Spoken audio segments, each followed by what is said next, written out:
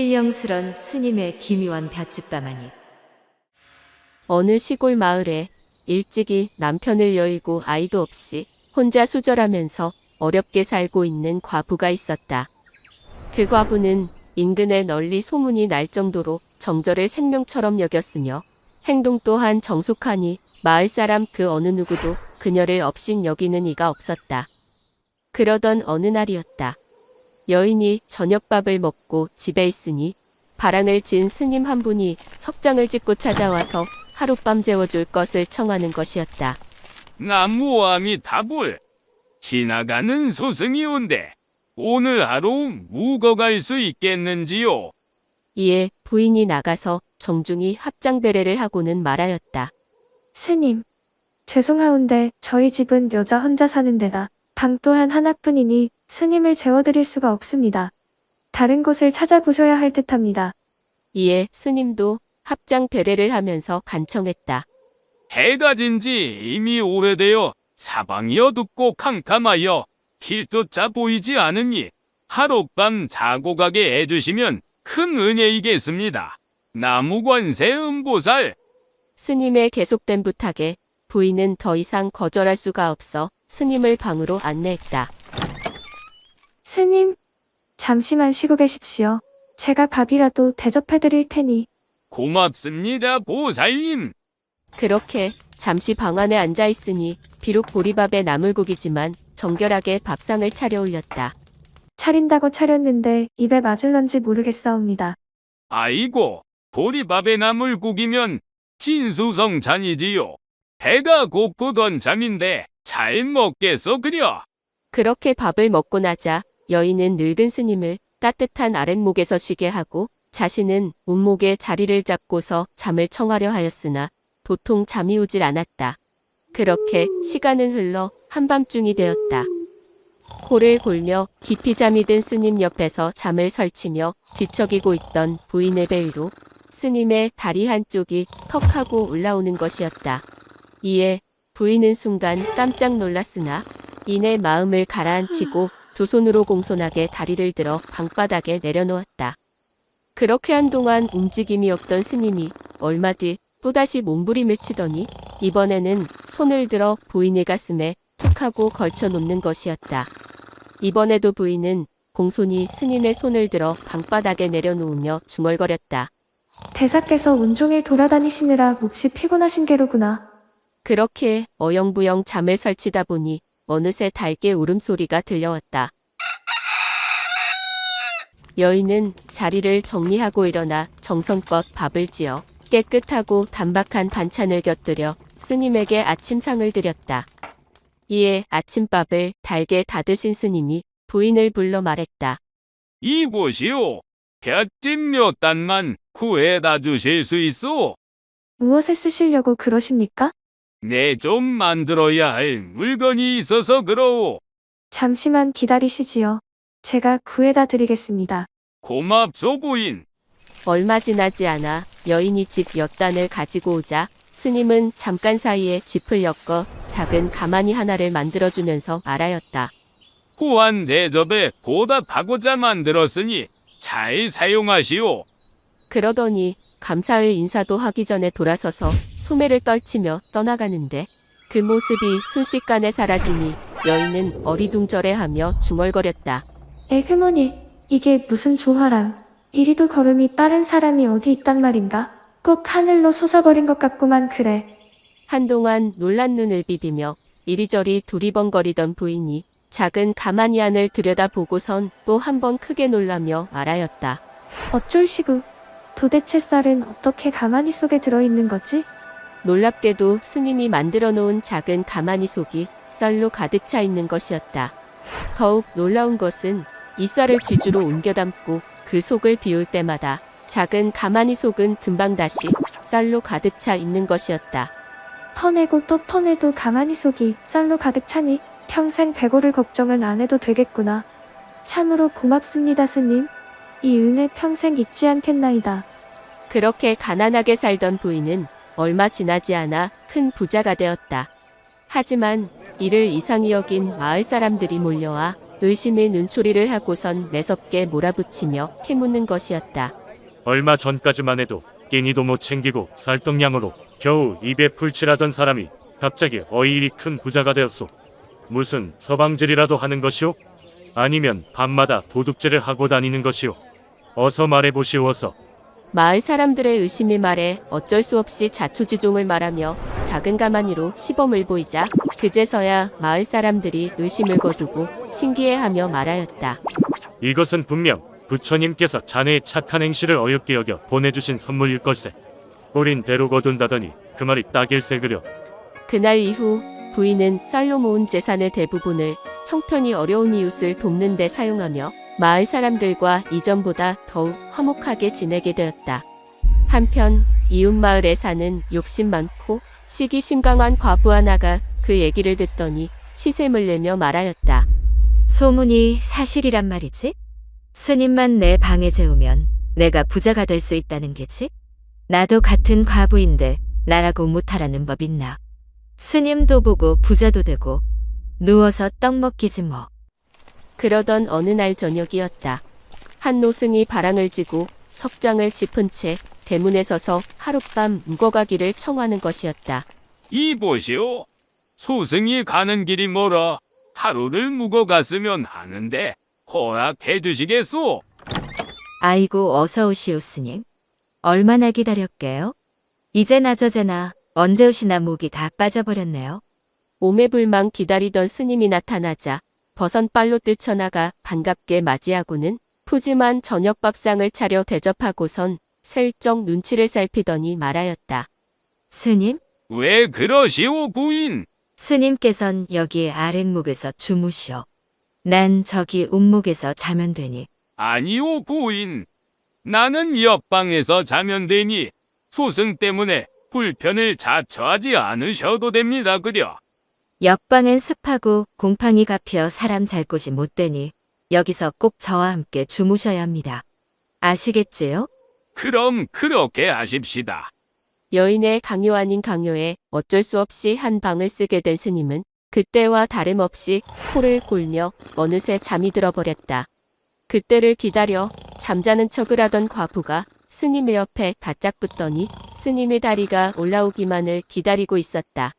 그런데 아무리 기다려도 스님이 다리를 올려놓지 않자 속으로 말하였다. 이러다 날 새겠네 그려.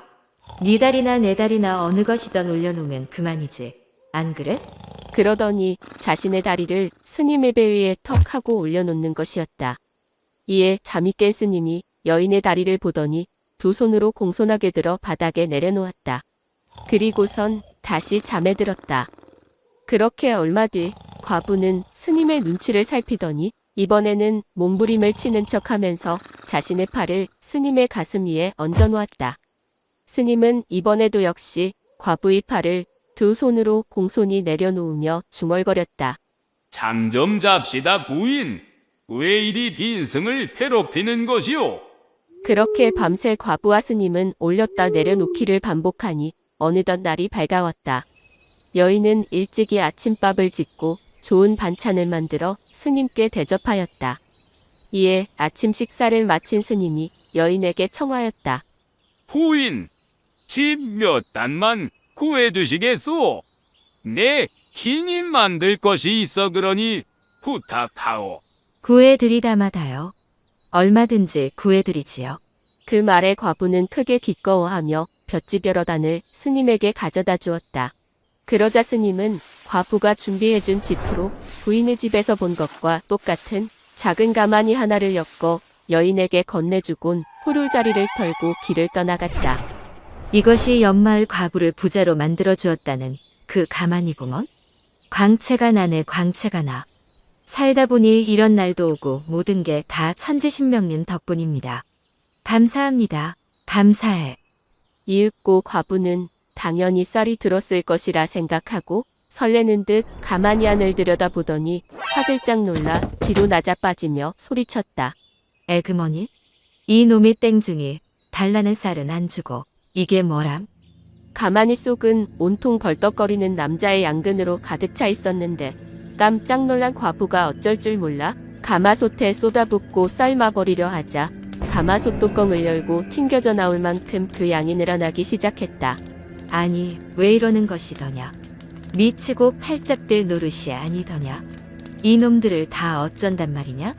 과부는 미친 사람처럼 날뛰더니 이번에는 그것들을 모두 우물 속으로 던져 넣었다.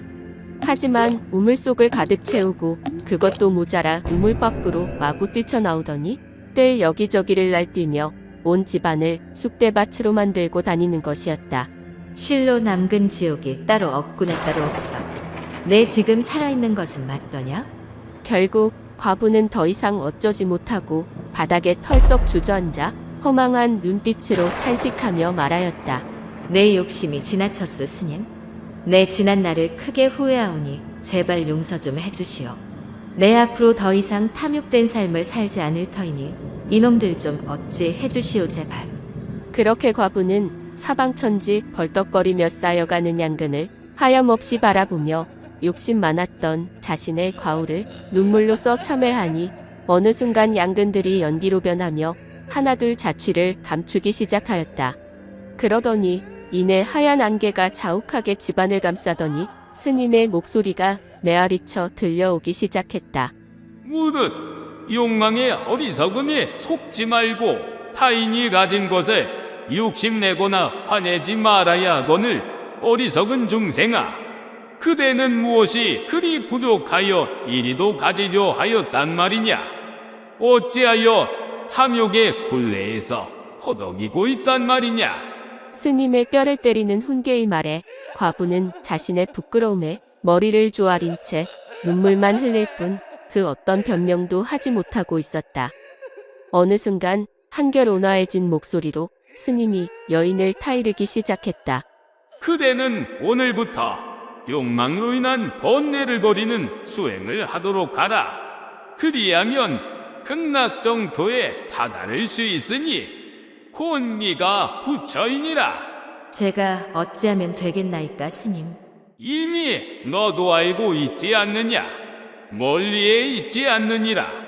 그렇게 의미심장한 말만을 남긴 채 거치는 안개 속으로 스님의 목소리는 더 이상 들려오지 않았다.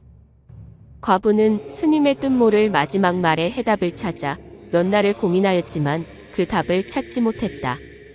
다만 이웃마을 과부를 따라 어려운 마을 사람들을 돕는 것으로부터 수행을 시작하였으니 얼마 가지 않아 생불이라 불릴 정도로 마을 사람들이 그녀를 존경하고 따르니 스님들조차 그녀에게 깨우침을 얻고자 하였다는 이야기가 전해진다. 과연 그녀는 욕망의 번뇌에서 완전히 벗어난 것일까? 그것이 궁금하지만 오늘은 부처님의 귀하신 가르침을 듣는 것으로 이야기 마무리하도록 하겠습니다. 부처님이 말씀하셨다. 재산이 불어나면 자연히 사람도 많이 모여들게 된다. 그들을 친형제처럼 거두고 받아들여라. 그리고 그들에게 골고루 나누어주면 목숨이 닿은 뒤에는 천상에 태어나 즐거움을 누리게 되리라. 부처님은 이 또한 말씀하셨다.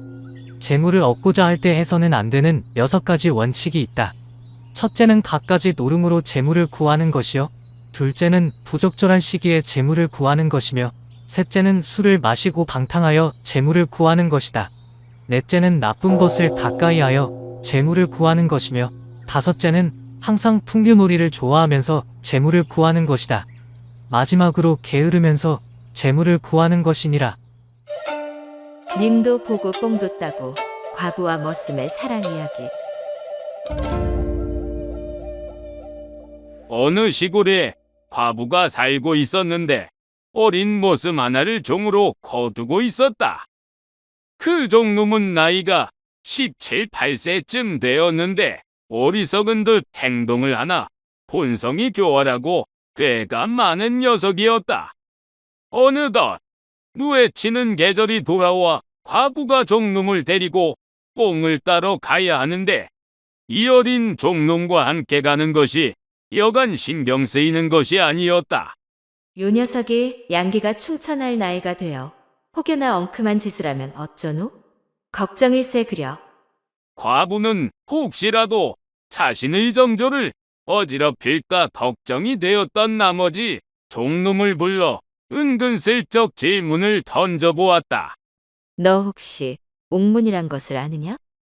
과부의 물음에 종놈은 속으로 말하였다. 마님이 나를 떠보려 하는 수작이었다. 이리도 남자를 모르셔서야. 남자는 태어날 때부터 이미 다 알고 있는 것이 옥문입니다요. 찰나의 순간 과부의 의도를 알아챈 종놈은 크게 머리를 끄덕이며 대답하였다. 당연히 알고 있습죠. 아침에 세수할 적에 소리치며 번개같이 날아간 녀석이 그것입죠.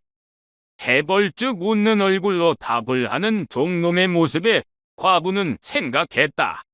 요놈이 어리석어 아직 음양을 모르는 것 같은 함께 산속에 간들 무슨 일도 일어나지 않겠구만 그려. 그렇게 과부는 종놈이 어리석다고 단정하고 서둘러 채비를 갖추어 산속으로 들어갔다. 한참을 걸어 도착한 곳에서 숨을 돌릴 틈도 없이 과부는 종놈을 시켜 일을 하게 하였다. 너는 저 나무 위에 올라가 뽕잎을 따도록 해라. 아씨, 그것이 뽕나무가 벼랑 위에 있질 않습니까?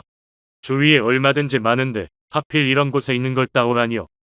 과부는 당황스러워하는 종놈의 말을 전혀 개의치 않고 더욱 뻔뻔하고 얄밉게 말하였다. 쉽게 딸 수 있는 것이면 너를 데리고 왔겠느냐? 그리고 다른 사람들 손을 타지 않았으니 더 싱싱할 것 아니더냐? 군소리 말고 어서 올라가서 따오거라. 저놈의 과부가 오늘 왜 저러는 게야? 그날이야. 나를 못 괴롭혀서 안달이 난 게야. 종놈은 속으로 연신 과부를 씹으며 벼랑을 오르기 시작했다. 하지만 몇 번을 미끌리고 다치는 상황이 계속되자 속에선 부하가 치밀어 오르고 과부에 대한 미움이 점점 커지기 시작하였다. 그 순간이었다. 겨우 한 길 정도 올라갔을 때였다. 종놈이 발을 헛디디는가 싶더니 벼랑 아래로 굴러 떨어져 버린 것이었다. 살려주셔요, 마님. 어디가 어떻게 다친 것이야? 어디가 아픈 게야? 아이고, 이걸 어쩌지? 놀란 과부가 어찌할 바를 몰라 허둥지둥 종놈의 몸만 연신 주무르며 쩔쩔매고 있으니 종놈이 금세라도 숨이 끊어질 것처럼 헉헉거리며 말하였다. 이 산아래 암좌의 얼굴을 가린 신령한 의원이 있다고 하니 아씨께서 가서 여쭤봐 주시지 않겠습니까? 의원이 있다니 정말 다행스러운 일이구나. 내 얼른 다녀옴세. 신음을 삼키며 고통스러워하는 종놈의 모습에 앞뒤 가릴 것 없이 과부는 의원을 찾으러 갔다. 잠시 후 과부의 모습이 보이지 않게 되자 고통스러워하던 종놈의 신음소리가 잦아드는가 싶더니 어느새 아무 일 없었다는 듯이 먼지를 털고 일어나 주위를 살피더니 간사한 눈빛으로 말하였다. 아씨, 속으셨죠? 이놈이 오늘 아씨의 버릇을 단단히 고쳐드릴 거요. 오늘 매운맛 좀 보셔요. 종놈은 지체 없이 산 아래로 가는 지름길을 쫓아 쏜살같이 달려 과부보다 먼저 암저에 당도했다. 그리고선 황급히 푸른 보자기를 뒤집어 쓰고 단정하게 앉았다. 때마침 과부가 숨을 거칠게 몰아쉬며 암저에 들어서는 것이 보였다. 이에 종놈은 더욱 자세를 근엄하게 고쳐잡더니 헛기침을 하며 과부의 시선을 끌었다. 그러자 과부가 의원에게 절을 올리더니 근심스러운 얼굴로 다급히 물었다. 우리 집 종놈이 뽕나무 열매를 따려다 벼랑에서 떨어져 다쳤는데 어찌하면 좋겠습니까? 의원은 기다렸다는 듯 질문에 답을 하였다. 그 사람은 반드시 신근을 다쳤을 것이오. 신근은 남자의 몸 가운데서 가장 중요한 부분입니다. 만약 그곳을 심하게 다쳤다면 생명 또한 위험할 것이오. 내 마땅히 신통한 처방을 내릴까 합니다만 존귀한 부인께서 기꺼이 따를지. 의사가 말끝을 흐리자 애가 탄 과부가 더욱 다급히 말했다. 병이 나을 수만 있다면 말씀대로 할 테니 어서 말씀해 보시지요. 그렇다면 제가 시키는 대로 한치의 틀림이 없어야 할 겁니다. 네, 그리하겠습니다. 그렇게 다짐을 받은 뒤 의원은 처방을 내리기 시작하였다. 우선 부인께서는 옥문을 열고서 풀잎으로 그 위를 살짝 덮으십시오. 그런 후 종놈을 시켜 그놈의 신근을 그 위에 올려두게 하십시오. 훈훈한 옥문의 기운을 받은 신근이 원기를 회복하여 몇 분 내로 나아질 것입니다. 의원의 신묘한 처방에 한치의 의심도 하지 않은 과부는 고개를 끄덕이더니 감사 인사도 하는 듯 마는 듯 헐레벌떡 다급히 산속으로 다시 돌아갔다. 감쪽같이 과부를 속인 종놈은 과부의 뒷모습이 보이지 않게 되자 다시 지름길을 쏜살같이 달려 뽕나무 밑에 이르렀다. 먼 발치에서 다급히 뛰어오는 과부를 발견하고선 이내 땅바닥에 엎드려 고통에 찬 신음소리를 내기 시작했다. 아이고 살려주시오. 사람 죽네 죽어.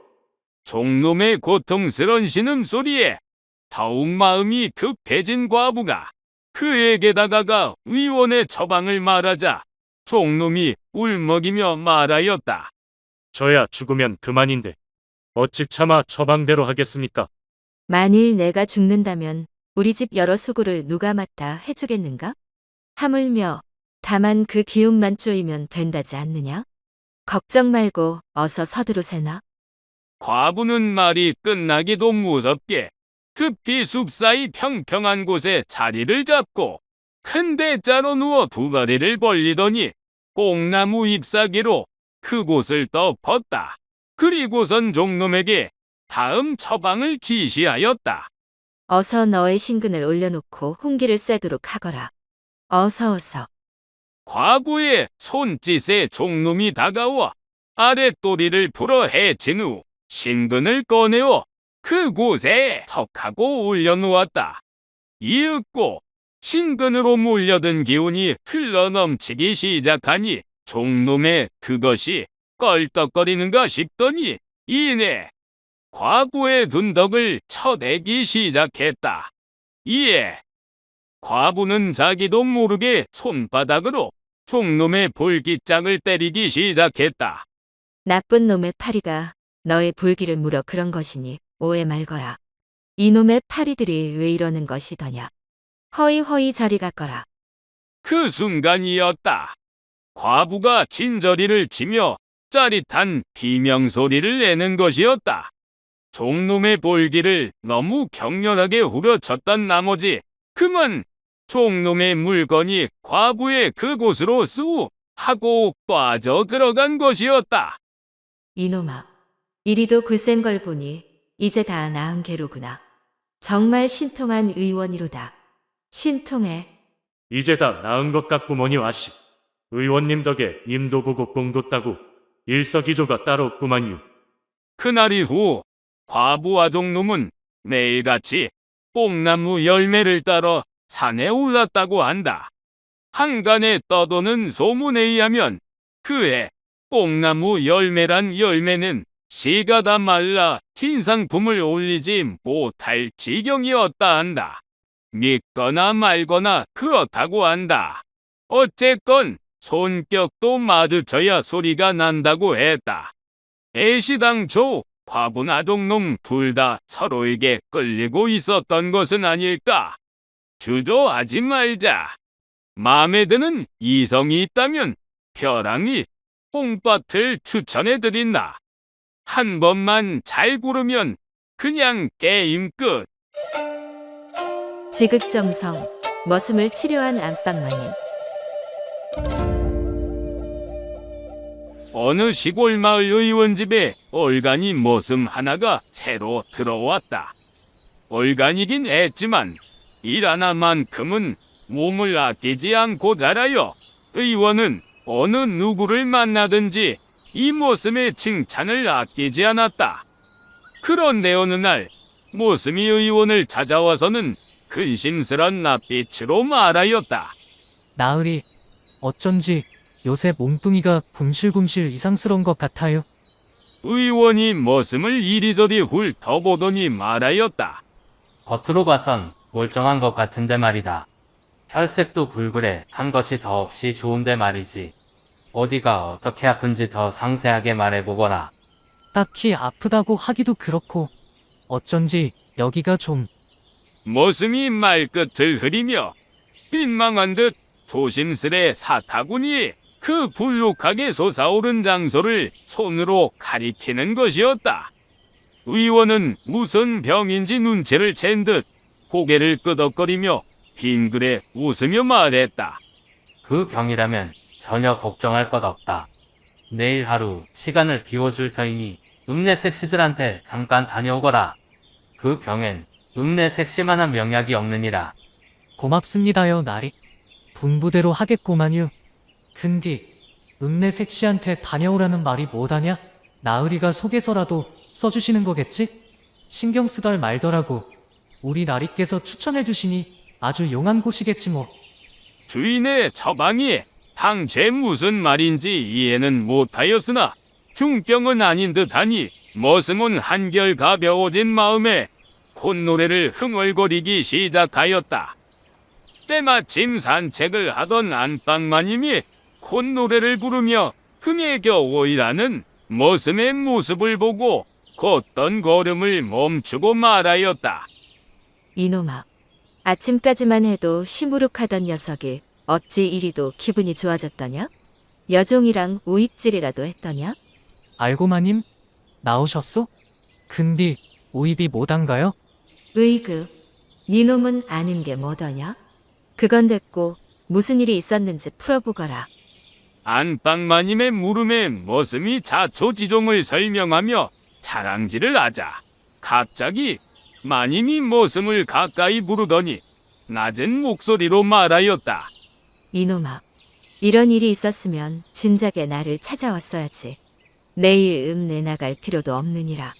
내 오늘 당장 너의 병을 고쳐줄 터이니 내가 시키는 대로 하거라. 이리 더 가까이 와 보거라. 안방마님의 말에 혹한 머슴은 더욱 기뻐하며 말하였다. 마님이 고쳐주시겠다국쇼? 이놈이야 뭐 하루라도 빨리 고치면 원이 없습죠. 어찌하면 되겠습니까요, 마님? 안방마님은 더욱 낮은 목소리로 머슴의 귀에다 속삭이듯 말하였다. 오늘 저녁에 의원께서 외지로 진맥차 출타를 하시니 밤이 되거덜란 내 방으로 오거라. 다른 사람이 보면 부정을 타니 꼭 보는 눈이 없어야 할 것이야. 걱정하덜 말더라고요, 마님. 그날 밤이었다. 머슴은 마님이 시킨 대로 칠흑 같은 어둠을 틈타 안방으로 몰래 숨어들었다. 속이 훤히 비치는 곱치마만 걸친 마님이 뼈로통한 말투로 말하였다. 이놈아, 왜 이리 늦었더냐? 숨 넘어갈 뻔했네 그려. 이놈의 행랑아범이 오늘따라 제 옆에 붙어서 잠도 안 자지 뭡니까요? 하마터면 못 올 뻔했지라. 참으로 큰일 날 뻔하였구나. 잘못하다간 내가 병날 뻔하였어. 마님께서 왜 큰일이 나요? 왜요? 그건 됐고 어서 이리로 오거라. 어서 가까이. 마님은 다급하게 머슴을 아랫목으로 앉히더니 상기된 얼굴로 머슴의 이곳저곳을 주무르기 시작하였다. 참으로 실하구나 실해. 어린 것이 좋다고 하더니 그 말이 딱 맞는 말일세 그려. 은미마님, 근디 원래 이렇게 하는 건가 봐요? 내 놈의 손목맥이 약하여 이리 하는 것이니 잠자코 있거라. 알겠구만요, 마님. 한동안 이어지는 마님의 진맥에 머슴은 어느새 굼실굼실한 기분이 들기 시작하더니 이내 사타구니 안쪽에서 병증이 올라오기 시작하였다. 마님, 쇳내 몸이 이상한 것 같더라. 터질 듯이 아프고만요. 어디 보자꾸나. 아이고, 부종이 올라왔네 그려. 붓기가 오래가면 좋지 않으니 어서 이리 누워보거라. 마님은 머슴의 부어오른 아랫도리를 쳐다보며 입맛을 다시더니 슬그머니 바지를 내리며 말하였다. 붓기가 심해 급히 고름을 빼내야 할 듯하네. 기분이 이상하더라도 나오는 건 참지 말고 모두 뱉어내시게. 알겠어요, 마님. 안 아프게 해주세요. 말이 끝나자마자 마님이 퉁퉁 부어있는 머슴의 환부를 조심스레 두 손으로 잡더니 이내 치압을 하기 시작하였다. 얼마나 지났을까? 지압이 효과가 있었던지 머슴이 몸을 바르르 떨기 시작하더니 윽 하는 소리와 함께 고름을 내뱉는 것이었다. 그렇게 화산마냥 터져나온 고름이 마님의 얼굴을 온통 물들이니 마님은 눈도 뜨지 못하고 연신손으로 얼굴을 닦아내기 바빴다. 하지만 왠지 모를 야릇한 미소가 입가에 번져 있는 것이 딱히 싫어하는 것도 아닌 듯하였다. 알고 마님? 죄송하고먼요. 얼굴에 고름이 잔뜩 묻어버렸구만요. 이놈아, 괜찮다. 얼마만인지 모르겠구나. 뭘 얼마만인지 모른단가요? 아니다. 이 녀석아. 머슴은 마님의 얼굴에 고름을 쏟아낸 것이 내내 마음에 걸렸지만 고름을 뒤집어 쓴 그녀의 얼굴을 보고 있자니 한편으로 이상 야릇한 기분이 들며 이내 부종이 다시 올라오는 것을 느꼈다. 이런, 부종이 다시 올라오는구나. 안 되겠다. 다른 치료법을 써야겠구나. 말이 끝나기도 무섭게 마님이 몸을 일으키더니 머슴의 환부 위로 올라갔다. 그리고선 퉁퉁 부어오른 환부를 전보다 더 열심히 치료하기 시작하였다. 내 오늘 고름 한 방울 남겨놓지 않고 쭉 뽑아버릴 것이니라. 마님 고맙구만요. 이 은혜 평생 잊지 않겠어라. 그렇게 마님은 계속되는 머슴의 부종에 잠도 못 자고 밤새 고름을 짜고 또 짜내며 지극정성 머슴을 치료하였다. 이튿날이었다. 출타를 마치고 돌아온 주인이 사랑채에서 동네 사람들과 담소를 나누고 있었다.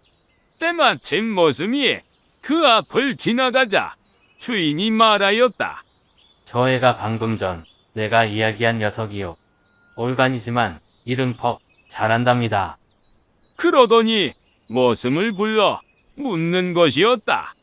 이놈아, 오늘은 몸이 좀 어떠하더냐? 주인의 물음에 머슴은 활짝 웃으며 우렁찬 목소리로 답하였다. 네, 날이 이제 다 나았구만요. 괜찮다니? 벌써 읍내에 다녀온 것이더냐? 녀석 참 빠르기도 하구나.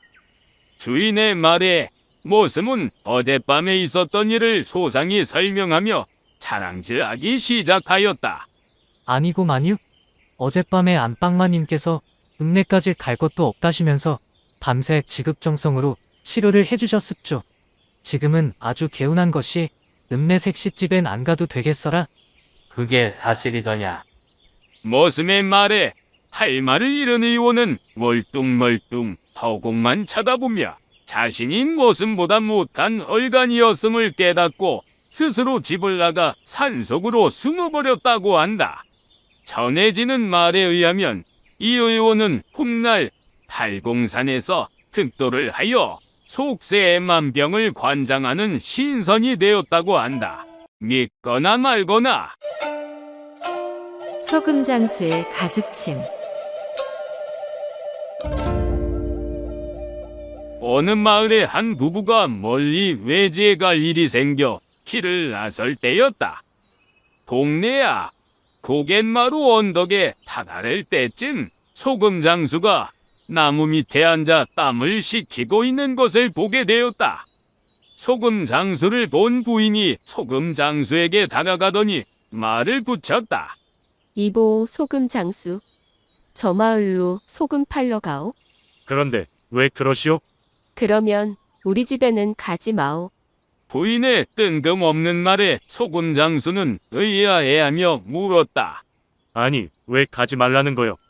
소금 장수의 물음에 부인이 소상히 말하기 시작하였다.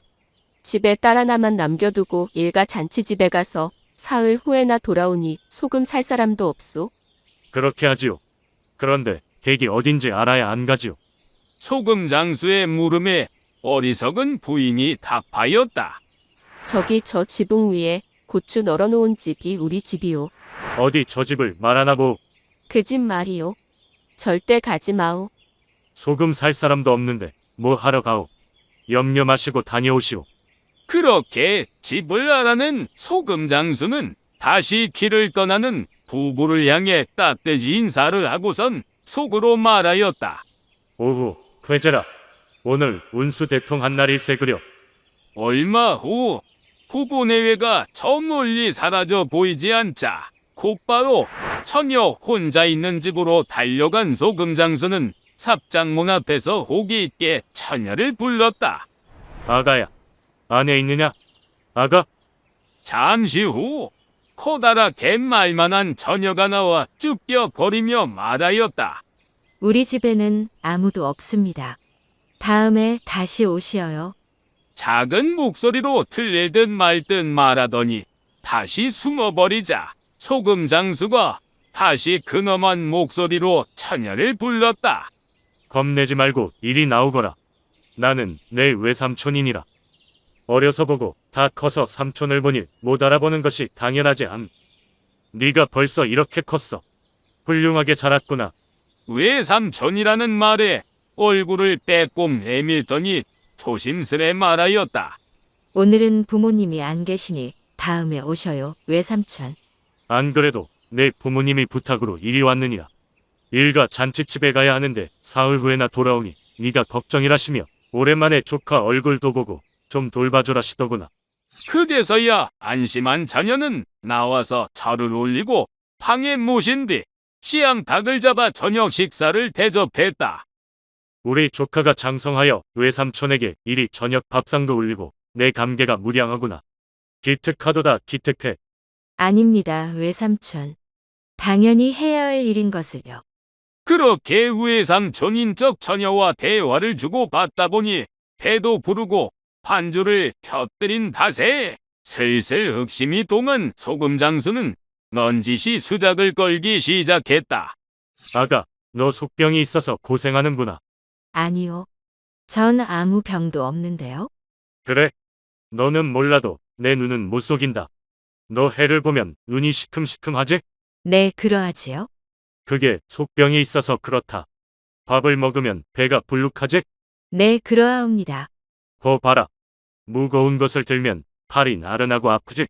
그리고 높은 데 올라가거나 다름질 치면 가슴이 벌떡벌떡하고 숨이 가쁘지? 예. 정말 그런데요. 아가, 그게 다 속병 때문이란다. 얼른 고쳐야지. 그냥 두면 큰일 난다. 큰일 나. 소금 장수의 말에 잔뜩 겁을 먹은 처녀는 눈을 동그랗게 뜨고 심각하게 물었다. 어떻게 고치나요? 속에 든 고름을 빼야 한다. 속에 든 고름을 어떻게 빼나요? 그건 어렵지 않지. 가죽침을 맞으면 쉽게 빼낼 수 있단다. 그럼 얼른 가죽침을 놓아 고름을 빼주세요. 이내 소금 장수는 처녀를 눕히고 치마를 걷어 올린 뒤 속옷을 내렸다. 조금 아프더라도 후련해질 때까지 참아라. 그래야 병이 낫는다. 네, 외삼촌. 그렇게 그날 밤 허기를 채운 소금 장수는 푹 잠에 들었다. 이튿날이었다. 처녀가 아침상을 거하게 차려 배불리 먹고 나니 이내 처녀가 말하였다. 삼촌, 오늘은 고름을 빼주지 않아요? 아침부터 밥상을 들었더니 팔이 나른하고 아픈 것이 병이 난 것 같아요. 그 말에 소금 장수가 말하였다. 팔이 나른하더냐? 어서 치료해야 하니 이리 오거라. 자, 여기 누워보거라. 네, 외삼촌. 그렇게 소금 장수와 처녀는 사흘 밤낮으로 병을 치료하며 행복한 시간을 가졌다고 한다. 전해지는 얘기로는 처녀 의외가인 여자만 넷이라 사내라곤 외조부뿐이었으니 어려서부터 옥내가 잦았던 처녀가 과연 외삼촌의 정체를 몰랐을까? 그것이 궁금하긴 하지만 어쨌거나 저쨌거나 과거나 지금이나 모르는 사람을 함부로 집에 들이는 건 위험하니 항시 조심하십시다. 막장 부부의 유치한 말다툼. 늦은 밤 어느 부부가 말다툼을 하며 서로를 비난하고 있었다. 서방님께선 요즘 웬일로 우물가에 얼씬도 않으시는지요? 임자, 우물이 너무 깊어. 그렇지 않겠소? 어머? 그게 어찌 소첩의 우물 탓이란 말이에요? 서방님 두레박근이 짧은 탓이지. 어허, 그뿐이겠소? 심지어 우물이 깊기만 한 게 아니라 물도 메말랐더이다. 그거야 서방님 두레박질이 시원찮아 그런 것 아니겠어? 그 뭔 섭섭한 소리요. 이웃샘에선 물만 펑펑 솟더구만. 내 두레박질에 옆집 샘이라니요? 그렇담 서방님께선 다른 샘을 이용하셨단 말이요? 어쩔 수 없지 않소? 임자 샘물이 메말라 목이 마르니 급한 김에 이웃샘을 한번 이용했소이다. 그러셨소? 잘하셨소 그래? 그런데 서방님? 참으로 이상한 일이옵니다. 이웃 두레박은 이 샘물이 달고 시원타고 벌써 몇 달째 애용 중이니 말입니다. 뭐요? 그렇게 서로의 간통 사실을 알게 된 막장 부부는 각자 이웃집 샘물과 두레박을 찾아 누가 더 잘났는지 대결을 하며 밤을 지새웠다고 한다. 여종의 병을 깔끔히 치료한 재상의 비밀치료법. 옛날 어떤 재상의 처가에 향월이라는 나이 어린 여종이 있었다. 어느덧 향월의 나이 18이 되자 용모가 꽃처럼 피어나는지라 그녀를 볼 때마다 재상의 마음은 음심으로 가득 차니 그 여종을 품을 기회만 호시탐탐 노리고 있었다. 그러던 어느 날이었다. 향월이 학질에 걸려 크게 앓게 되었는데 그녀를 끔찍이 아끼던 처가의 장모가 내의원 종일품 벼슬을 하고 있던 재상을 찾아와 청하는 것이었다. 향오리가 학질에 걸려 연일 고통을 받고 있으니 내국에서 일하고 있는 자네가 학질에 좋은 약을 알고 있을 테니 모쪼록 향오리 좀 고쳐주시지 않겠는가? 이에 재상이 호기심이 가득한 얼굴로 묻기 시작하였다. 어느 달 어느 때에 더 심하게 아픕니까? 시간 간격을 두고 주기적으로 증상이 일어나니 아마도 내일이 아플 차례일 걸세. 장모의 말에 재상이 진중한 표정을 하더니 나지막한 목소리로 말하였다. 마침 학질에 특효인 약이 얼마 전 명에서 들어왔는데 향월이에게 한번 처방을 해보도록 하겠습니다. 내일 내국의 일을 마치는 대로 잠시 집에 들를 터이니 장모님께서는 한 가지만 준비해 두시면 됩니다. 학질에 특효인 약이 있는 겐가?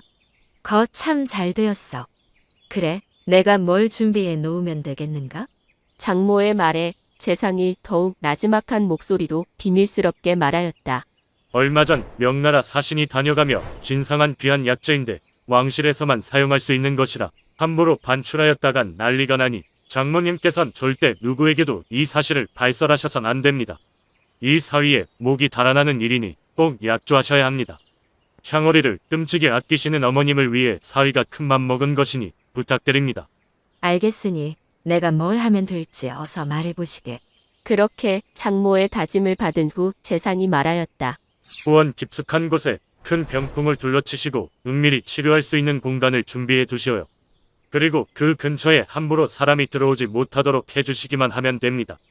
치료하는 동안 부정 타지 않게 하려는 것이니 특별히 신경 쓰셔야 합니다, 장모님. 알겠네. 네, 자네 말대로 할 터이니 향오리만 고쳐주시게. 다음 날이었다. 재상은 일을 마치자마자 들뜬 마음을 부여잡고 처가댁으로 향했다. 얼마 지나지 않아 처가에 도착하자 장모는 이내 재상을 후원으로 은밀하게 안내하였다. 자네가 말한 대로 다 준비해 놓았네. 오늘 밤새 이 근처에는 아무도 얼씬거리지 못할 것이니 안심하고 향오리 치료에 전념하시게. 네, 장모님. 이제부터 치료해야 하니 제가 따로 여쭙지 않는 이상 어머님께서도 후원에는 절대 출입하셔서는 안 됩니다. 자칫 부정을 타 향어리의 병증이 심각해질 수도 있으니. 알겠네. 내 얼씬도 하지 않을 테니 향오리나 신경 쓰시게. 어서 들어가시게. 어서. 그렇게 장모가 사라지고도 한참 동안이나 후원의 동정을 살피던 재상이 마음을 굳힌 듯 헛기침을 두어 번 하더니 병풍 안으로 들어갔다. 병풍 안으로 들어서자 향어리가 다소곳이 앉아 재상을 맞이하였는데 그 모습이 며칠을 알아 애처로운 것이 가여운 듯 하면서도 어딘가 모르게 음욕을 자극하니 재상은 그동안에 품어왔던 흑심이 폭발한 듯 향오리를 냅다 끌어안고선 옷을 벗기기 시작하였다. 나를 왜 이러시는 겝니까? 치료를 해준다고 하였거늘 어찌 이리 옷을 벗기시는 겝니까?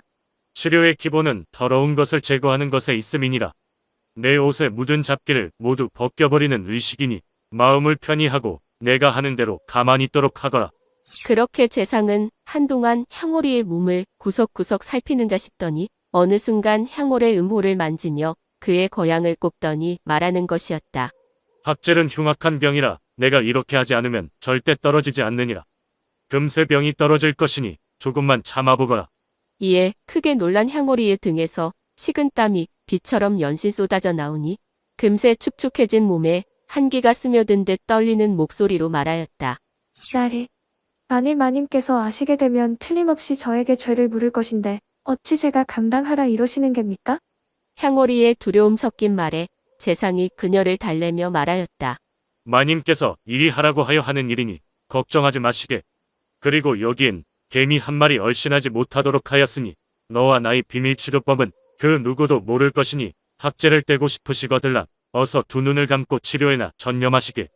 재상의 말에 이 혼란스러운 상황을 받아들이기라도 한 듯 힘을 쭉 빼고 편한 마음으로 치료에 집중하다 보니 어느새 흥은 절로 높아지고 환정이 극에 다다를 듯 온몸에 전율이 퍼지기 시작하였다. 그 순간 재상의 허리를 끌어안은 향월이 흐느끼듯 말하는 것이었다. 나리, 이제는 대부인 마님께서 아시고 저를 죽인다고 하셔도 여한이 없사옵니다. 이놈의 병이 평생 떨어지지 않았으면 좋겠어요. 그러하더냐. 내 너를 품었던 마음만큼 밤을 새워서라도 학을 떼어줄 것이니 맘껏 아파도 괜찮느니라. 그렇게 재상은 온몸을 불살라 밤새 지극정성 향오리를 치료하였으니 그녀를 괴롭히던 학질은 금세 씻은 듯이 떨어지게 되었다. 그렇게 시간이 흘러 한 달이 지났을 무렵이었다. 재상의 장인이 내국으로 급히 그를 찾아와 부탁하는 것이었다. 여기까지 어쩐 일이십니까? 장인어른. 급한 일이라도 있으신 겝니까? 이보시기에 큰 일일세. 자네 장모가 지금 학질에 걸렸다네. 어제부터 증세가 심해지더니 오늘은 나를 못 알아볼 정도일세. 사위가 되어 응당 장모의 병증을 고쳐주는 것이 마땅하지 않겠는가? 향오리도 깔끔히 고쳐주었으니 이번에도 부탁하네 그려. 장인의 말에 재상이 즐겁을 하며 말하였다. 그것은 장인어른께서 손수 나서지 아니하시면 고칠 수 없사옵니다. 제가 나섰다가는 큰일이 납니다.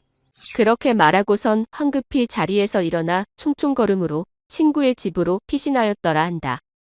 조선시대에는 학질을 치료하기 위해 의학적 처방은 물론이고 주술, 제사와 같은 비과학적인 방법까지 시도되었다고 한다. 병에 걸렸을 때 고생은 물론이고 낫는 것도 여간 힘든 게 아니었기 때문인데 얼마나 답답했으면 주술이나 귀신의 힘으로 학질을 물리치고자 했을까? 이랬거나 저랬거나 재상의 치료법이 실제로 효과가 있었는지 없었는지 정확히 알 길은 없으나 일시적으로 열을 내리는 데는 효과가 있었던 것으로 보이니 급할 때는 한번 활용해 보는 것도 추천해 드리는 바입니다. 하여간 약은 약사에게 치료는 의사에게 의학분업 대한민국 화이팅! 믿는 도끼에 발등 찍혀버린 멍청한 선비.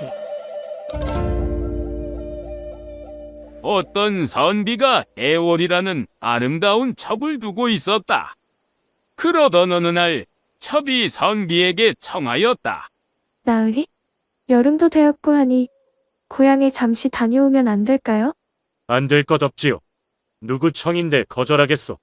선비는 대범한 듯 겉으로는 다녀오라 하였지만 혹여나 호행하는 종이 첩을 겁간할 것이 걱정되어 어찌할까 고민을 하였다. 애월이의 미색이 이리도 고우니 어느 산에든 품고 싶은 마음이 생기지 않겠는고. 가장 어리석은 녀석을 딸려보내야 내 마음이 편할 것이야. 잠시 후 선비는 집안에 있는 사내종을 모두 불러 모아놓고 질문을 하였다.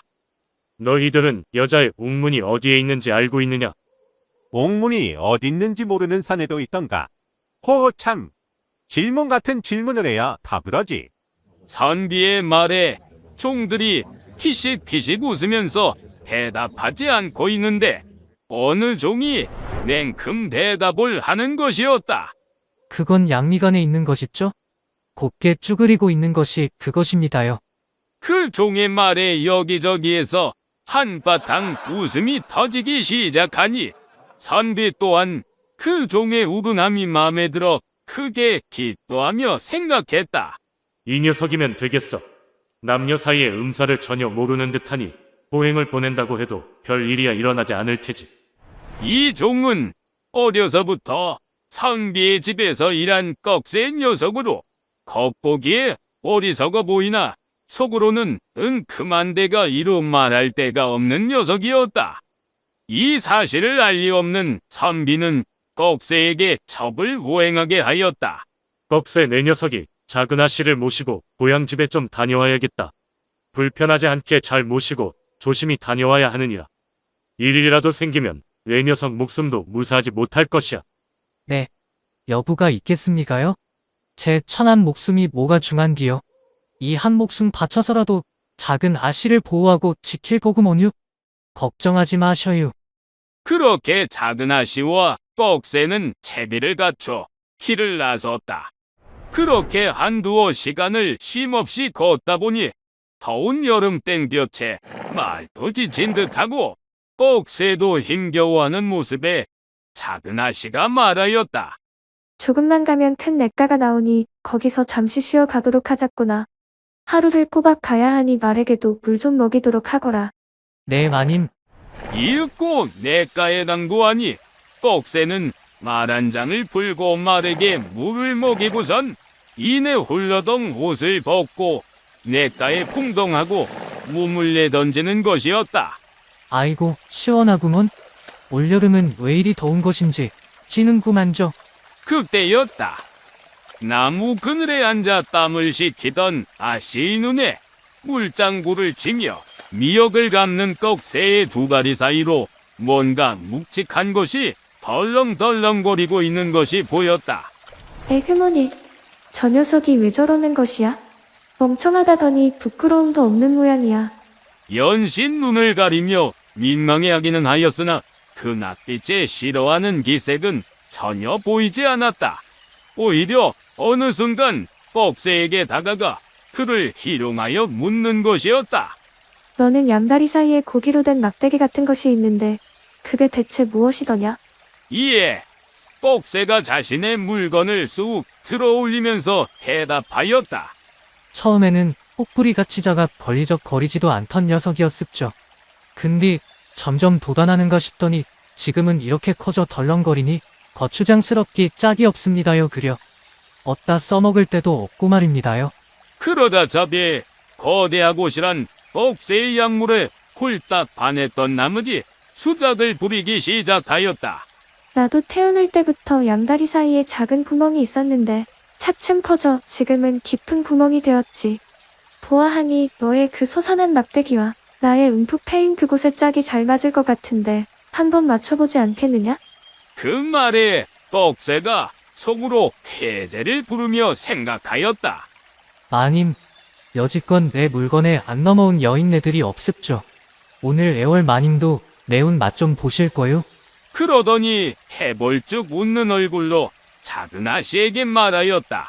그려요 그럼 짝이 맞는지 어디 한번 해봐요. 그렇게 그 둘은 서로의 물건에 짝을 맞추며 격렬하게 우누지락을 나누기 시작하였다. 한편 선비는 어리석은 종에게 첩을 호행하는 일을 맡기긴 하였으나 그래도 마음이 놓이지 않아 몰래 그들의 뒤를 밟고 있었다. 어느새 그들을 쫓아 산중턱에 이르렀을 때였다. 때마침 냇가에 무수히 자란 풀숲 사이로 어렴풋이 애첩과종의 수상쩍은 움직임을 본 것 같은지라 급히 산을 내려가며 소리쳤다. 꺽쇠 내 이놈. 지금 무슨 짓을 하고 있는 것이냐? 내 이놈 거기 딱 있거라. 격렬하게 우누지락을 맛보고 있던 작은 아씨와 꺽쇠는 선비의 갑작스런 등장에 놀라 순간 어찌할 바를 몰랐으나 이내 꺽쇠가 손으로 아씨의 입을 살짝 틀어막더니 귓속말로 그녀를 진정시키기 시작하였다.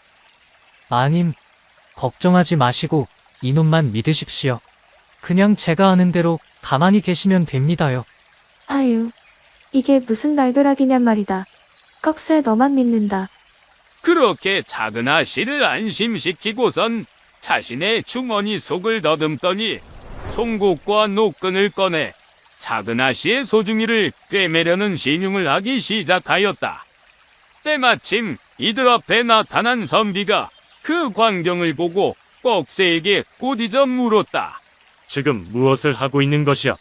뭘 꿰매려 하는 것이냔 말이다. 그러자 꺽쇠가 해벌쭉 웃는 얼굴로 선비를 바라보며 천연덕스럽게 말하였다. 아씨 집에 가려면 이 개울을 건너야 하는데 깊이가 상당하지 뭡니까요? 혹여라도 작은 아씨께서 강을 건너시다 물에 빠져 수독이라도 오르면 큰일이니 아씨의 몸 이곳저곳에 상처가 있나 없나 살피던 중이었습죠. 그런데 마침 아씨 배꼽 아래 몇이 되는 곳에 한치 정도의 구멍이 있어 혹여나 물이 들어갈까 겁이나 지금 곧 그것을 꿰매려고 하는 중이었습니다요. 꺽쇠의 말이 끝나자 선비는 크게 기뻐하면서 말하였다. 진실로 아씨를 위하는 마음이 크구나 이 녀석. 내가 사람을 잘 보았어. 그런데 그 구멍은 태어날 때부터 있던 것이니 꿰매지 않아도 되느니라. 그만 되었으니 어서 고향 가던 길을 서두르거라. 알겠습니다요, 나리. 그렇게 멍청한 선비는 더 이상 꺽쇠를 의심하지 않았으니 그 길로 발길을 돌려 집으로 돌아갔다. 이제 더 이상 거리낄 것이 없어진 작은 아씨와 꺽쇠는 가는 길 내내 격렬한 우누리정을 나누었으니 길을 떠난 지 열흘을 훌쩍 넘기고서야 겨우 고향집에 도착할 수 있었다 한다. 호수의 철을 탐하려다 물매 맞은 생원 이야기. 어느 시골 마을에 욕심이 많아 가지고 싶은 것은 어떻게든 가지고야마는 심성 고약한 한 생원이 살았다. 그런 생원이 근래 유독 눈독 들이는 것이 하나 있었으니 바로 같은 마을에 사는 호수의 처였다. 얼마 전 옆 마을에서 시집 온 처자였는데 그 미색이 한양에서 내로라 하는 기생보다 뛰어났으니 생원은 어떻게든 그녀를 가지려 하였다. 그러나 포수인 그녀의 남편이 오랫동안 집을 비울 생각을 하지 않으니 이렇다 할 기회가 찾아오지 않았다. 그러던 어느 날 더 이상의 기다림을 참지 못한 생원이 포수의 집으로 찾아가 물었다. 자네 요즘 어찌 산으로 사냥을 가지 않는 것인가? 생원의 뜬금없는 물음에 포수가 떨떠름하게 답하였다. 노자가 없어서 가지 못하고 있습죠. 그런 겐가? 노자가 얼마나 있으면 산에 갈 수가 있는가? 많을수록 좋겠지만 적어도 100냥은 있어야 하옵니다. 어째서 그렇게 많이 드는 것인가? 많이 드는 것도 아닙죠. 노자만 100냥 정도이지 산에 고사도 지내려면 100냥 가지고는 턱도 없습니다요. 그런데 무슨 일로 그러십니까요? 며칠 사이 몸이 부실한 것 같아 꼭 고기를 먹으려니 구하기가 여간 힘든 것이 아니지 뭔가. 그러하니 내가 노자를 댈 것이니 산에 가거들랑 벅 몇 마리만 잡아다 주시게. 자네 사냥하는 김에 몇 마리 잡는 것이니 어렵지 않을 것 아닌가 말일세. 누이 좋고 매부 좋고 상부상조하시지 않겠는가? 그러더니 생원이 100냥을 포수에게 쥐어주며 부탁하였다. 저야 뭐 타고난 팔자가 포수이니 어려운 일은 아닙니다만 뻥 몇 마리에 100냥이라니. 저야 남는 장사 아니겠습니까요? 허허허. 뭐 어려운 일도 아니니 그렇게 해드립죠. 포수가 흔쾌히 제안을 받아들이자 생원은 만면에 묘한 미소를 머금고 말하였다. 자네 덕에 몸보신 좀 거하게 하겠구먼 그래. 천천히 다녀오시게. 네, 알겠습니다요. 한편 흥정이 끝나자마자 산에 갈 채비를 갖추던 포수는 그의 처를 부르더니 긴히 말하였다. 잘 들으시게. 내가 집을 떠나거덜라 여차저차 이런 일이 생길 것이니 당신은 꼭 내가 시킨 대로 여차저차 하시오. 나도 여차저차 꼭 그렇게 할 것이니. 알겠습니다, 서방님.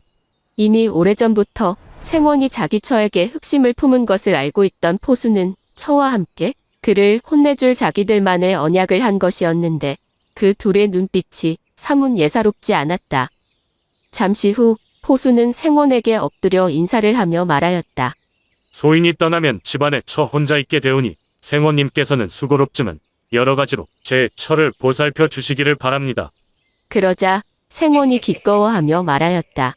그 일은 내가 어찌 소홀히 하겠는가. 조금도 걱정하지 말라. 그렇게 포수는 산으로 사냥을 떠나게 되었다.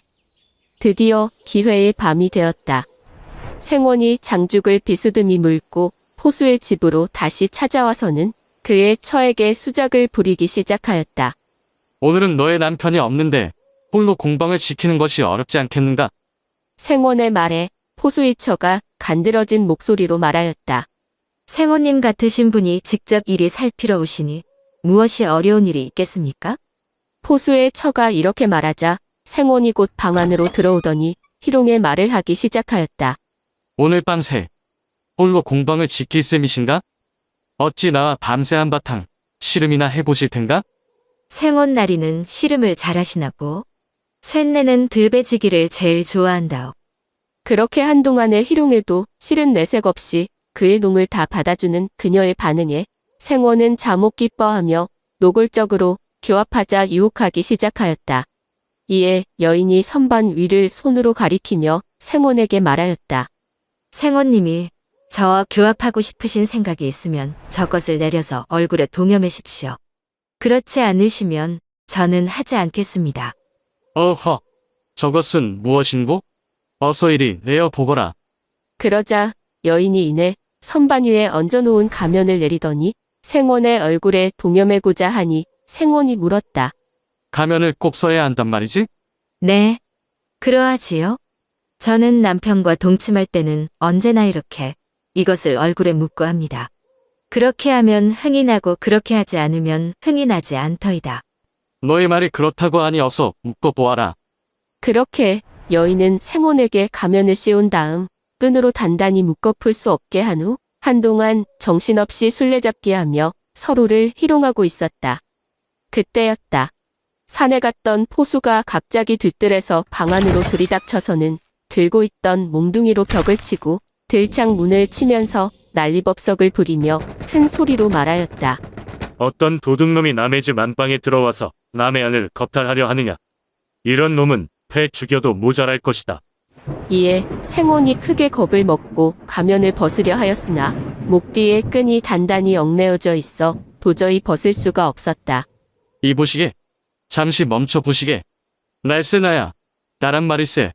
이놈의 도둑놈이 어디서 생원나리 행세를 하는 것이냐. 생원나리께서는 절대 남의 안을 겁탈하는 그런 분이 아니시네. 그러더니 더욱 매섭게 몽둥이질하기 시작하니 생원은 더 이상 매질을 참지 못하고 방 안을 뛰쳐나와 자기 집으로 도망을 치니 포수도 이에 뒤질세라 계속해서 고함을 지르며 그를 쫓아 따라갔다. 도둑놈이 생원댁으로 들어간다. 저놈을 잡으시어서. 시골 마을에 울려 퍼진 한밤중의 야단법석한 소리에 생원의 집에서 깜짝 놀라 밖을 내다보니 마침 가면을 쓴 괴물이 앞마당으로 헐레벌떡 뛰어 들어오는 것이었다. 이에 놀란 집안 사람들이 몽둥이로 마구 때려 쫓아버리려 하고 있으니 이를 지켜보던 동네 사람들 모두가 몽둥이 하나씩 가지고 와서 난타하기 시작하였다. 그렇게 바닥을 이리저리 뒹굴며 매질을 당하던 생원이 다 죽어가는 목소리로 말하였다. 나니라 그만 때리거라. 이것들아. 하지만 가면을 쓴 생원을 누가 알아볼 수 있겠는가? 그렇게 한동안 마을 사람들에게 난타당하던 생원은 초주검이 되어서야 겨우 가면을 벗을 수 있게 되었는데 과연 이 도둑놈의 정체가 진짜 생원이었으니 집안 사람들이 매우 놀라 말하였다. 이게 무슨 꼴이오? 어쩌다 이리 도둑놈처럼 가면을 쓰고 도망을 치셨단 말이오? 그렇게 온몸이 피투성이가 된 가면 쓴 도둑이 생원인 것이 밝혀진 후 동네 사람들은 웅성거리며 자신들의 집으로 돌아갔다. 한밤중의 야단법석 이후 한동안 생원은 감히 문 밖으로 얼굴을 내밀지도 못하였을 뿐 아니라 포수에게 빌려준 돈조차 달라는 말을 하지 못하였으니 평생의 수모도 이런 수모가 없었다 한다. 들리는 얘기에 따르면 포수는 1636년 청이 북경을 넘어 조선을 침략하니 소고군으로 동원되어 전쟁을 치르던 중 행방불명이 되었다고 전해진다.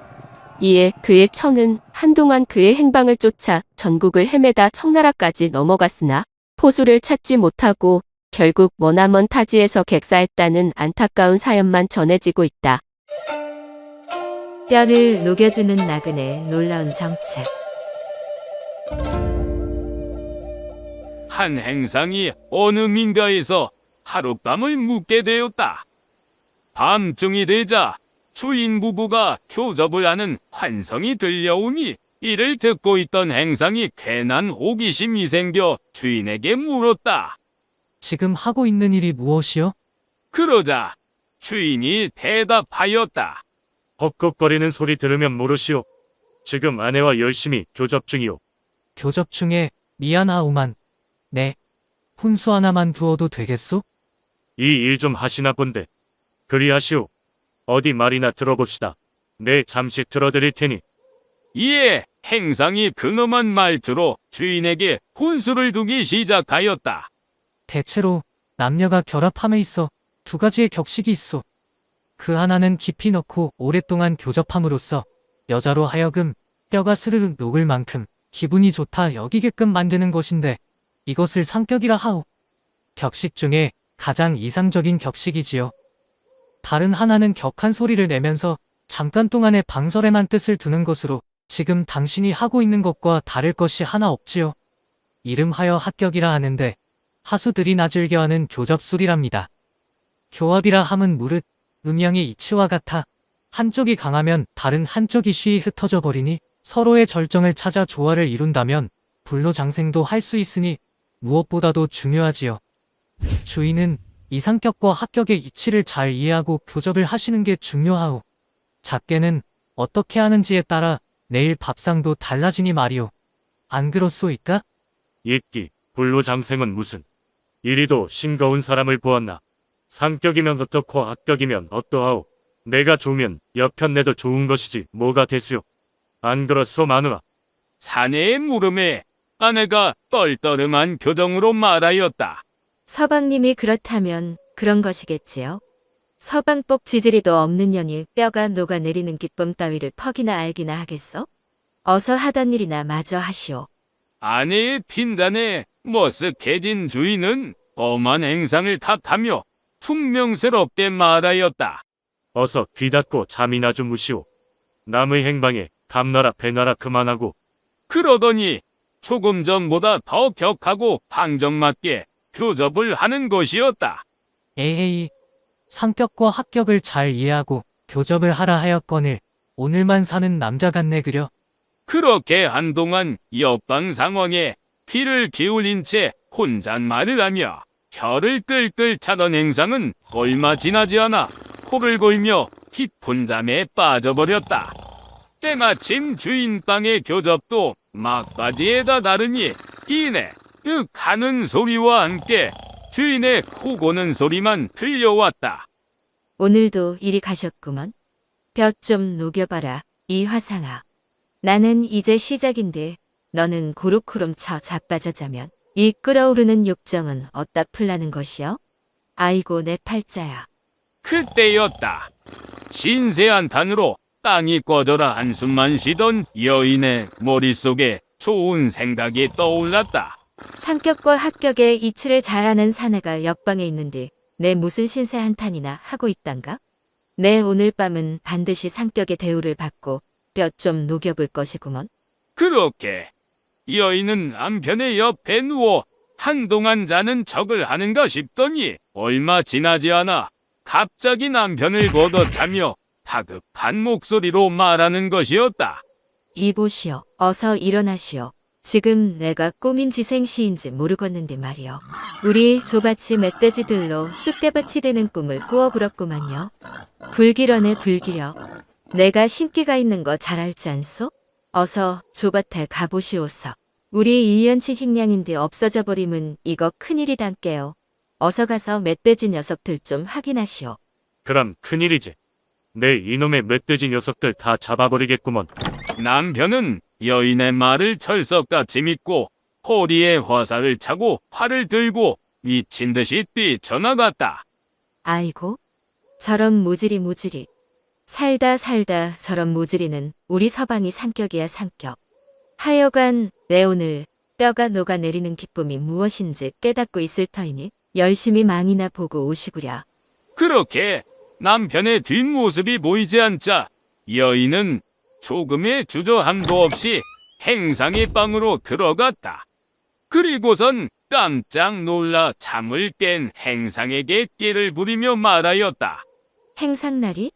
아까 듣자하니 교접술의 도리에 능통하신 듯한데 오늘 제가 그 도리가 어떤 것인지 몸소 익히고자 하니 가르침을 주시지 않겠습니까? 이에 행상이 여인의 속내를 눈치챈 듯 능글맞게 받아치며 말하였다. 하수들이나 하는 합격 따윈 내 행하지 않으니 그런 것이라면 당신 서방으로도 충분하오. 어서 나가시오. 합격의 이치 따위야 이미 통달하여 신선의 경지에 다다랐으니 상격의 이치만 알면 된답니다.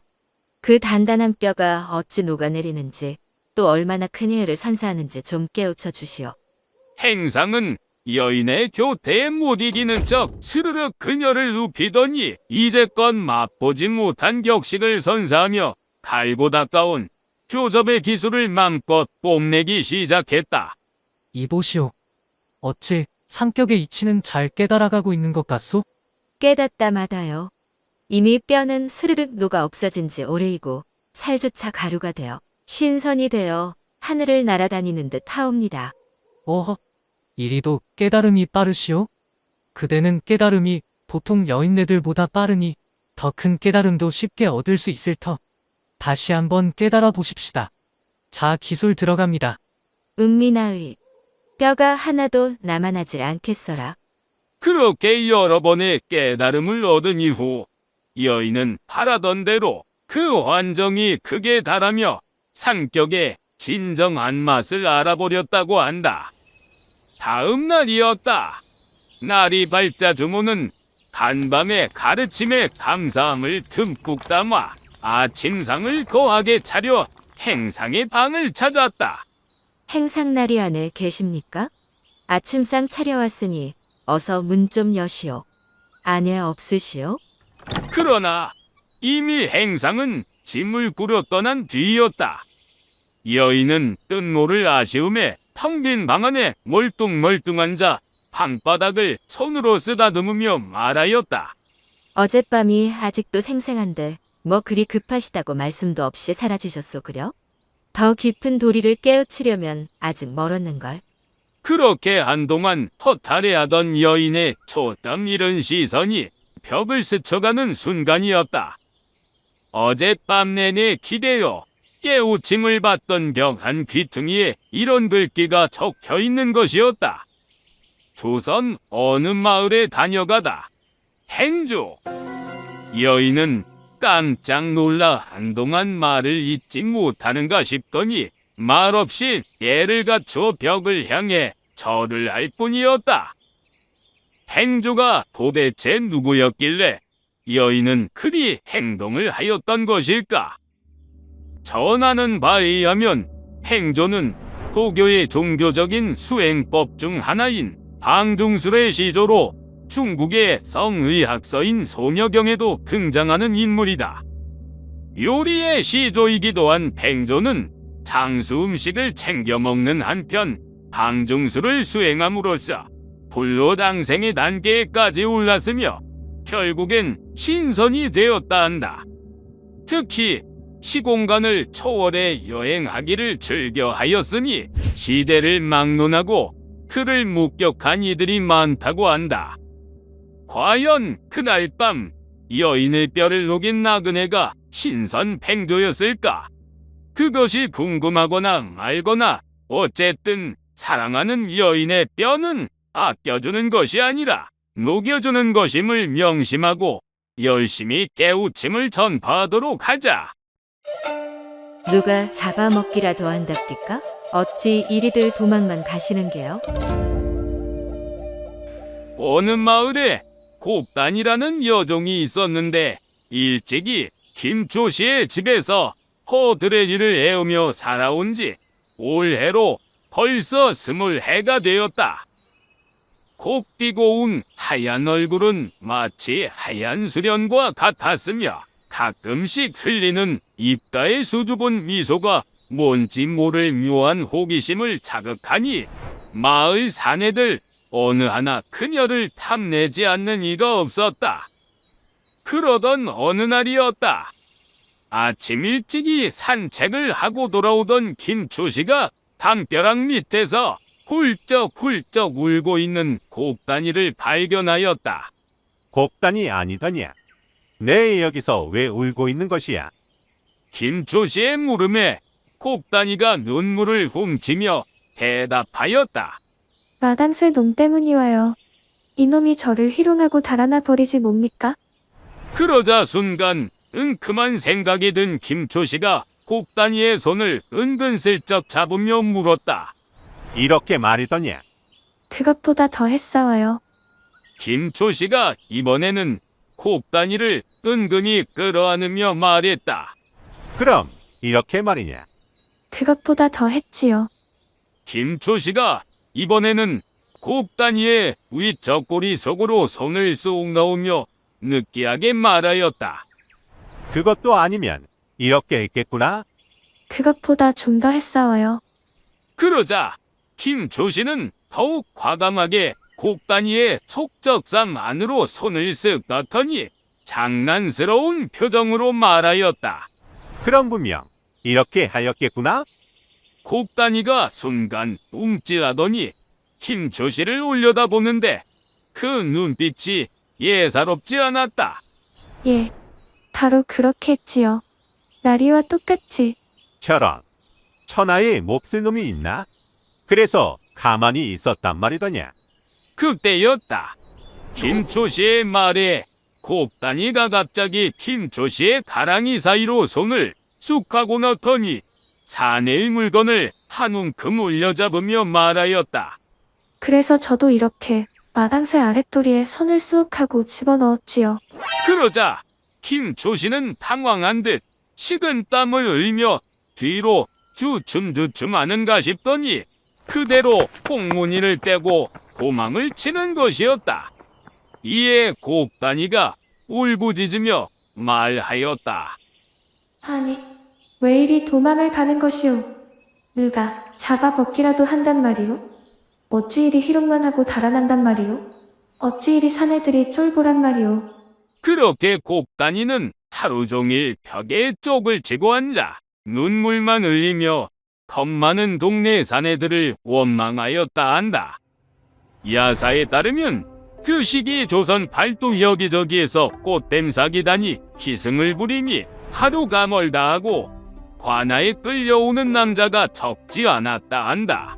이에 남정네들이 여인네들을 경계하며 돌보다도 못하게 여기고 멀리하니 기생집의 기생은 물론이고 일반 아낙네들조차 꽃뱀으로 오해받는 일이 비일비재하게 일어났다 한다.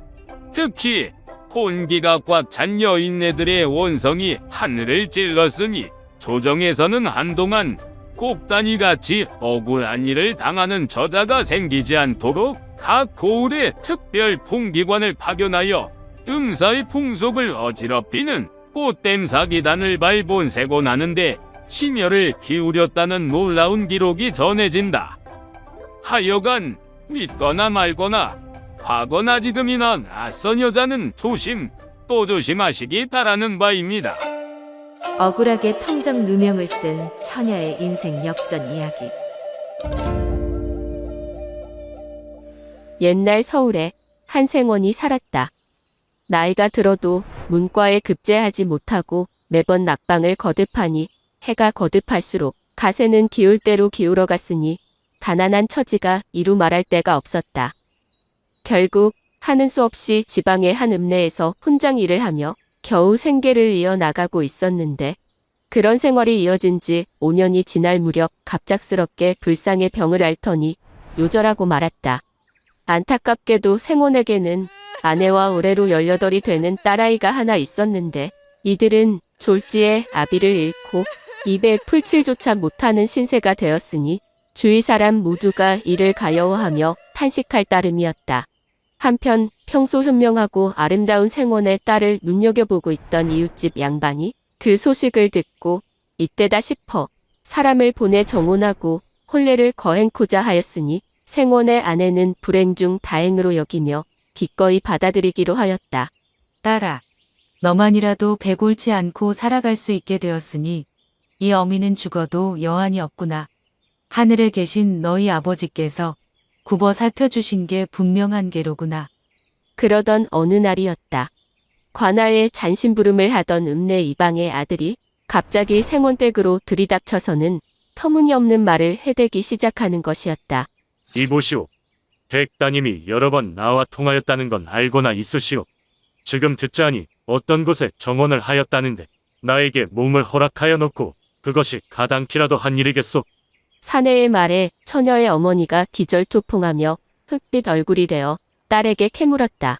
지금 이 무슨 말이더냐? 저 사내가 지금 도대체 무슨 말을 하는 것이야? 네가 통정을 하였다니 이게 사실이더냐? 어서 말해 보거라. 현명한 딸은 평정심을 잃지 않고 어머니를 진정시키며 단호하게 말하였다. 어머니, 저를 누구보다도 잘 아시지 않습니까? 하늘에 계신 아버님을 걸고라도 저의 결백은 틀림이 없습니다. 맹세코 절대 그런 일은 없었으니 진정하시지요. 이는 저놈이 저를 탐내 관계를 부리는 것이니 상대할 것이 못됩니다.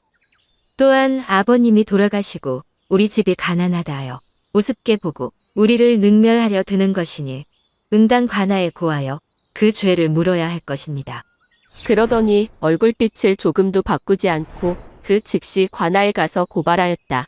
사또, 여차저차하여 이리 고하니 저의 오명을 부디 씻어주시길 부탁드립니다. 오, 참으로 이상한 일이구나.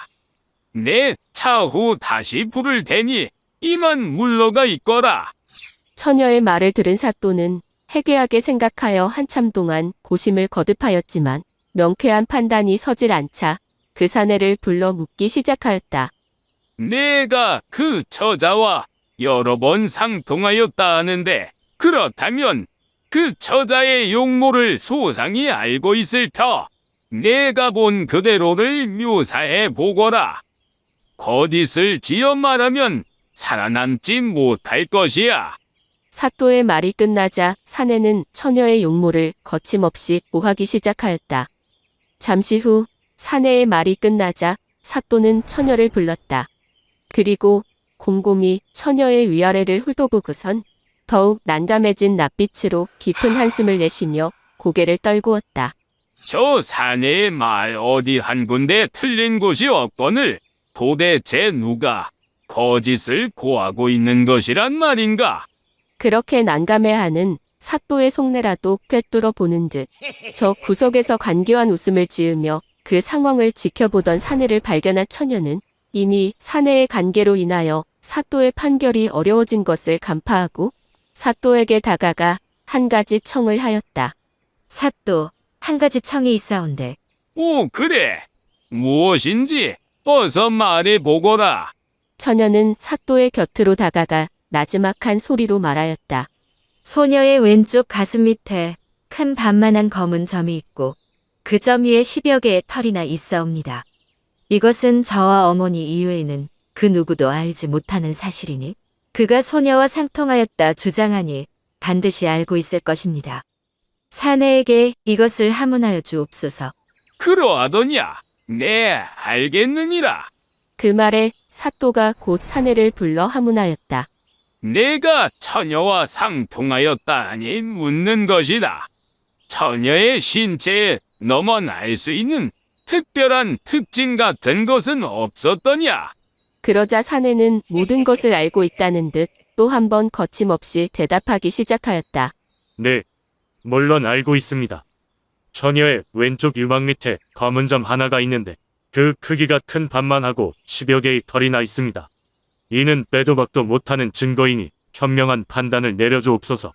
사내의 말에 사또가 크게 놀라 눈을 꿈벅거리며 말없이 처녀를 쳐다볼 뿐 그 어떤 말도 하지 못하였다. 그러자 이내 처녀가 얼굴을 붉히면서 윗옷을 벗어 젖히더니 자신의 가슴을 내보이면서 말하였다. 사또, 보옵소서. 소녀에게는 본래부터 검은 점이 없사옵니다. 양쪽 가슴 어디에도 점 같은 것은 애초에 있지도 않았지요. 없는 것을 있다고 한 것은 저 간사한 사람이 틀림없이 사람을 시켜 사또께와 아랜 소녀의 말을 몰래 엿듣게 하고 사또의 해안을 어지럽히려 한 것이 분명합니다.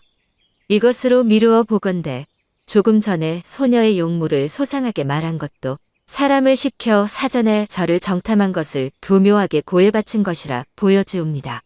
과연 처녀의 가슴에는 점은 물론이고 털 또한 없었으니 사또는 크게 깨닫고 책상을 내려치며 대노하여 말하였다.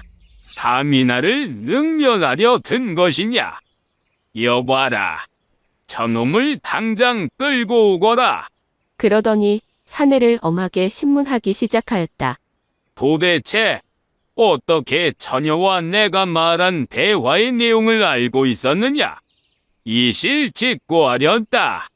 지금이라도 진실을 고한다면 충벌은 면할 것이다. 알겠느냐? 사또의 불호령에 사내는 그제야 모든 죄를 자백하기 시작하였다. 오래전부터 연정을 품어오던 처녀가 정혼한다고 하니 그만 시기심이 동하여 그녀의 신세를 망치고자 하였나이다. 그런 연후 제가 시이 처녀를 차지할 요량이었습니다. 네 이놈! 사내가 되어 어찌 이리 소인대 같은 짓을 한 것이야? 그건 그렇고 처녀와 나의 대화를 몰래 엿듣고 너에게 알려준 이는 도대체 누구더냐? 사또의 물음에 사내가 머뭇거리며 고개만 숙이고 아무 말을 하지 않자 사또가 대노하여 말하였다. 네 이놈이 아직도 정신을 못 차렸구나. 여봐라. 저놈이 입을 열 때까지 매우 쳐라. 저놈을 매우 치랍신다. 그러자 사또의 옆에 있던 이방이 울음을 터뜨리며 다급히 무릎을 꿇더니 연신 머리를 땅바닥에 조아리며 사또에게 말하였다. 사또 말이 죽을 죄를 지었나이다. 제 아들을 한 번만 용서해 주시옵소서. 모두 아비인 저의 탓입니다. 생각지도 못한 뜻밖의 상황에 사또가 어리둥절해하며 말하였다. 이방, 저 사내가 이방의 아들이었소. 오, 아들을 올바른 길로 인도하지는 못할지언정 어찌 한 동석이 되어 처녀를 능멸하고 심지어 나까지 속이려 근 것이요. 내가 그리 신임하였거늘. 사또, 죽을 죄를 지었나이다. 모든 것이 아들을 제대로 키우지 못한 저의 잘못이옵니다. 저를 벌하여 주시옵소서. 이에 한동안 말을 잇지 못하던 사또가 결심을 굳힌 듯 말하였다. 여봐라. 여기 이방과 아들을 하옥시키도록 하고 저 처녀의 실추된 명예에 상응하는 만큼의 보상이 충분히 이루어질 때까지 이 두 놈은 추록을 금하도록 하라. 너희 두 놈은 잘 듣거라. 저 처녀에게 용서받을 때까지 반성하고 또 깊이 반성하여야 할 것이다. 사또는 이어 처녀에게 말하였다. 이들로 인해 이미 정혼한 자리까지 물렸다 하니 그 피해가 적다 하지 않을 수 없다. 이에 본인이 그대의 혼처를 주선하고자 하니 사양 말고 기꺼이 응하기를 바라오. 네, 사또. 그리하겠나이다. 그렇게 처녀는 통정 오명을 벗고 스스로의 명예를 지키니 마을 사람들 모두가 그녀의 현명함에 감탄할 따름이었다. 얼마 후 이방과 아들은 전 재산을 팔아 처녀에게 보상하였으니 옥살이 한 달 만에 겨우 풀려날 수 있었다. 그리고 어느 날 소리 소문 없이 야반도주하였는데 한간에는 처녀의 아비인 생원의 귀신이 나타나 밤마다 그들을 괴롭혀 마을을 떠났다는 풍문이 떠돌기도 하였다.